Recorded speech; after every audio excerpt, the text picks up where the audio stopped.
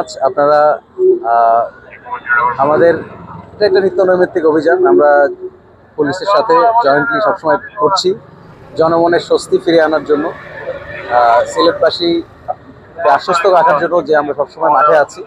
Police, army, even আমরা অন্যান্য ফোর্সের সাথেও সম্মিলিতভাবে করছি। তো আজকের এই চেক পয়েন্টের উদ্দেশ্যও ছিল যে এই এলাকার জনমনের স্বস্তি নিয়ে আসা। আমাদের প্রাইম ফোকাস ছিল আজকে আপনাদের মোটরসাইকেল, প্রাইভেট কার, এখান দিয়ে অনেক এটা একটা মেইন এমএসআর আপনারা জানেন, সেখানে মালামাল এবং অনেক জিনিসপত্র আদান প্রদান হয়। তো সব কিছু মিলিয়ে আমরা জয়েন্ট এই চেকপোস্টটা শেষ করেছি আজকে। এখানে আমরা টোটাল 21টা কেস হয়েছে। বিস্তারিত ডিটেলস আপনারা পুলিশের কাছ থেকে পেয়ে যাবেন।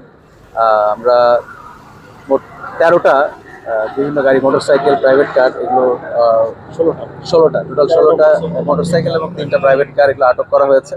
এবং সব মিলিয়ে এই মামলা এবং আটককৃত যে গাড়িগুলো, এগুলোর সব কিছু মিলিয়ে 1,06,000 টাকার মূল্যের এই জরিমানা এখানে করা হয়েছে।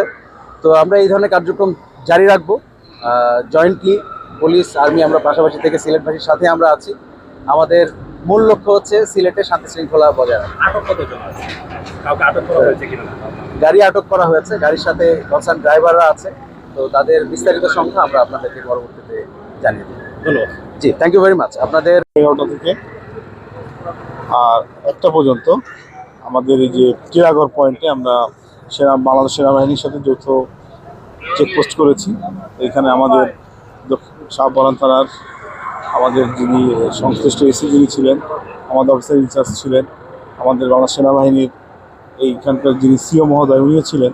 তো আমাদের এই যৌথ চেকপোস্টে মোট মামলা হয়েছে 21টি, আর গাড়ি আটক হয়েছে মোট 16টি। তো 16টি গাড়ির মধ্যে 13টি মোটরসাইকেল এবং 3টি প্রাইভেট কার। আর যে 21টি মামলা হয়েছে, এই 21টি মামলার এগেনস্টে মোট 1,06,000 টাকা জরিমানা করা হয়েছে। আর এর বাইরে একজনকে আটক করা হয়েছে। পুরো মানুষকে আটক করা হয়েছে। একজনকে আটক করা হয়েছে। কতটি গাড়ি ডাম্পিং করা হয়েছে?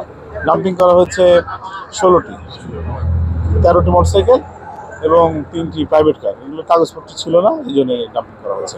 আর